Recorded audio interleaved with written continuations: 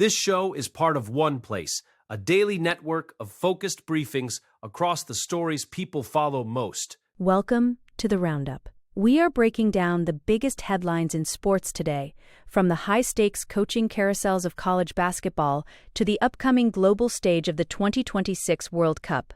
Tommy Lloyd addresses rumors linking him to North Carolina. Geno, Auriemma, and Staley meet in the Final Four. The 2026 World Cup field is sorted into tiers. Kirk Cousins signs a massive deal with the Raiders. Illinois returns to the Final Four for first time since 2005. The transfer portal's impact on this year's Final Four teams. North Carolina's coaching search expands beyond the usual names. Mitch Marner leads the Golden Knights with 5 points. First, the Arizona rumors. Arizona fans should be celebrating a Final Four run, but instead, they are sweating over head coach Tommy Lloyd. Rumors are swirling that Lloyd is a top candidate for the vacant North Carolina job. While there is no official word that he is leaving, the timing is suspicious, because UNC is reportedly waiting until after the Final Four to make their hire. Lloyd himself fueled the fire with a comment about how Arizona will have another good coach after him. Even though he is only 51 and could stay in Tucson for decades, that specific phrasing felt like a goodbye to many.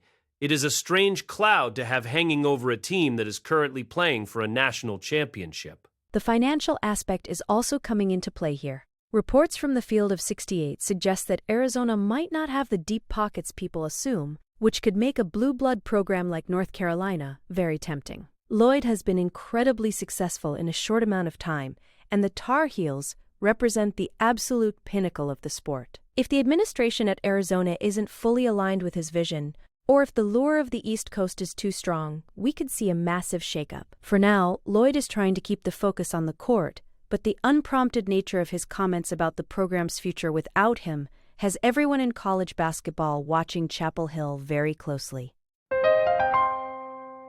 Next, a coaching clash. Friday night gives us a legendary matchup between UConn's Geno Auriemma and South Carolina's Staley.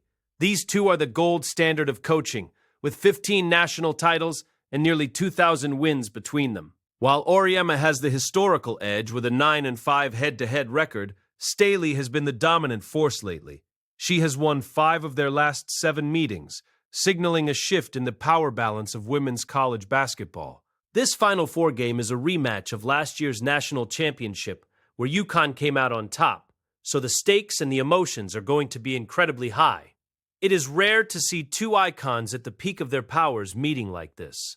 What makes this rivalry so compelling is the contrast in their journeys. Auriemma has been at UConn since 1985, building a dynasty that redefined the sport with 12 titles. Staley, on the other hand, started at Temple before transforming South Carolina into a perennial powerhouse with 3 championships of her own. The Gamecocks have been nearly unbeatable recently, but Auriemma always seems to find a way to innovate when the lights are brightest. This 15th meeting isn't just about a spot in the title game. It is about legacy. Whether it is Staley continuing her recent surge, or Auriemma proving the old guard still has it, this game is the definitive must-watch event of the tournament for any basketball fan.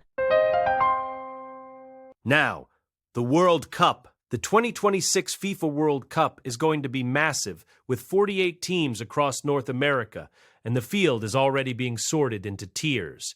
Argentina enters as a heavy favorite, looking to go back-to-back for the first time since Brazil did it in the early 60s. Lionel Messi will be 39 during the tournament, but with Lionel Scaloni still at the helm and a deep, experienced roster, they are the team to beat.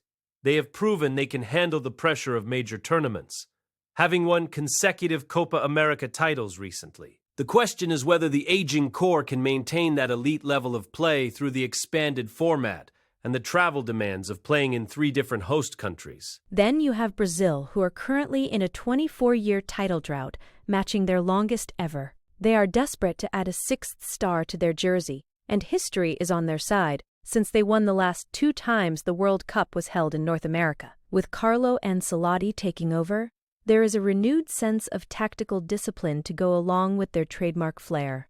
The tiers also highlight sleepers and debut teams that could cause chaos in the group stages. For the co-hosts like the US, Mexico, and Canada, the pressure to perform on home soil will be immense. It is going to be a marathon of a tournament, and these early tiers showed just how wide open the field really is. Moving to the NFL, Kirk Cousins has secured another massive payday, this time with the Las Vegas Raiders. He signed a 5-year, $172 million deal that is effectively a 1-year guaranteed contract for $20 million, with a huge team option later. This move is historic because it will push Cousins past Tom Brady in career earnings. It is wild to think about, considering Brady is now a minority owner of the very team paying Cousins. While Cousins isn't often mentioned in the same breath as the GOAT in terms of rings, he is undoubtedly the GOAT of contract negotiations. He has managed to stay fully guaranteed for 11 years of his career, which is a feat of financial wizardry that we have never seen before in the league. The Raiders' strategy here is interesting because they are still expected to draft a young quarterback like Fernando Mendoza. Cousins is likely serving as a high-priced bridge to the future, but new head coach Clint Kubiak seems to value that veteran presence under center to start the season. It is a significant jump from what Cousins would have made if he stayed in Atlanta, proving once again that there is always a market for a reliable veteran quarterback. Whether he can lead the Raiders to a deep playoff run remains to be seen. But from a business perspective, Cousins has already won. He continues to set the blueprint for how players can maximize their leverage and earnings in a league that usually avoids long-term guarantees.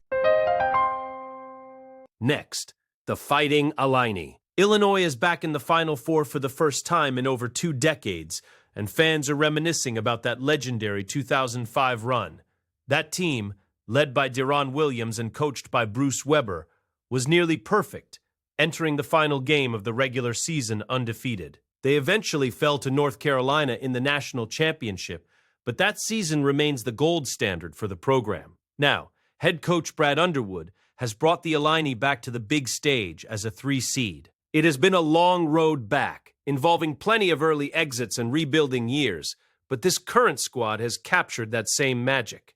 They are looking to finish what the 2005 team started, and finally bring a title to Champaign. The 2005 run was defined by a thrilling Elite Eight comeback against Arizona, and this year's path has been just as intense. Bruce Weber's tenure ended in 2012, and the program went through several iterations before Underwood found the right mix of talent and toughness. Looking back at the 2005 roster, it was a group that played with incredible chemistry and grit, which is exactly what Underwood has instilled in this year's team. They aren't considered a traditional blue blood, but their consistency in making the tournament has finally paid off with another deep run. For the fans who remember the heartbreak against the Tar Heels 21 years ago, this Final Four appearance feels like a chance at ultimate redemption on the national stage.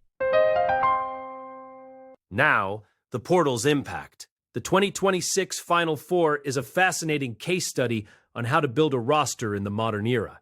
While the transfer portal is often seen as a way to buy a quick fix, this year's teams show that continuity still matters.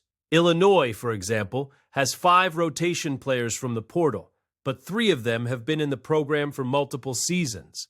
Brad Underwood has blended international talent like the Avicic brothers with domestic transfers like Stojakovic to create a cohesive unit. It is not just about grabbing the best available names. It is about finding players who fit a specific system and keeping them there long enough to develop chemistry. This balance of fresh talent and veteran experience seems to be the winning formula. Michigan is another great example where Dusty May has had to navigate a tight 8-man rotation after losing key players to injury. The portal allowed him to fill specific gaps, but the core of the team has stayed together through the grind of the season. We are seeing a shift where the most successful teams aren't just portal teams or high school recruiting teams, but hybrid programs. They use the portal to supplement a strong foundation of returning players. This year's Final Four doesn't feature a single team from last year, which proves how quickly the landscape can change if you use these tools correctly. It is a high-stakes game of roster management that requires as much strategy off the court as on it. Next, the UNC search. The search for the next North Carolina head coach is heating up, and the list of names is impressive. Beyond Tommy Lloyd, the Tar Heels are reportedly looking at heavy hitters like Billy Donovan from the Chicago Bulls and even Ben McCollum from Iowa. Replacing Hubert Davis is no small task. This is a program that expects Final Fours every single year. The resources in Chapel Hill are virtually limitless, making it a dream job for any coach with championship ambitions. Tommy Lloyd has tried to downplay the rumors, stating he is 100% focused on Arizona's current run, but he also clarified his "good coach after me" comments by saying he never specified when that change would happen. It is a classic coaching non-answer. The speculation is a distraction, but it is also a testament to the prestige of the UNC job. When a blue blood program opens up, every top-tier coach is going to be linked to it. The Sporting News is tracking every rumor, and the consensus is that North Carolina is swinging big. They want someone who can not only win, but also navigate the complex world of NIL and the transfer portal. Whether they go with a proven college winner like Lloyd or try to lure a pro coach like Donovan, the decision will shift the entire landscape of college basketball. For now, the focus remains on the Final Four, but as soon as the final buzzer sounds, expect the coaching carousel to spin into overdrive. Finally, the Golden Knights. Mitch Marner had a night to remember in Las Vegas, putting up a hat trick and 5 total points in a 6-3 win over the Calgary Flames. This was Marner's 4th career hat trick, and it came at a crucial time as the Golden Knights are fighting for position in the Pacific Division. Under new coach John Tortorella, the team is now 2-0 and showing a lot of grit. They had to come from behind in this one, and Marner was involved in almost every scoring play. Tortorella's decision to shake up the lines, putting Marner with Mark Stone and Ivan Barbashev, paid off immediately with that trio producing 9 points. It is exactly the kind of spark the team needs heading into a tough road trip. The defensive side of Marner's game was also on display, especially during a key sequence where he batted a puck out of the air to prevent a Calgary goal. Goaltender Carter Hart made his first appearance in months and came up big with 19 saves, including a stop on a shorthanded rush that kept the game tied. The Knights have been dominant in the third period all season, outscoring opponents by 40 goals, and that trend continued here with a 3-goal differential in the final frame. With a 4-game road trip starting in Edmonton, this win gives them some much-needed momentum. They are currently sitting 3rd in the division, just a few points behind the Oilers and Ducks, making every game from here on out feel like a playoff preview. That wraps up our sports roundup for today. Be sure to follow the show for your next daily briefing on the stories that matter most. We will see you back here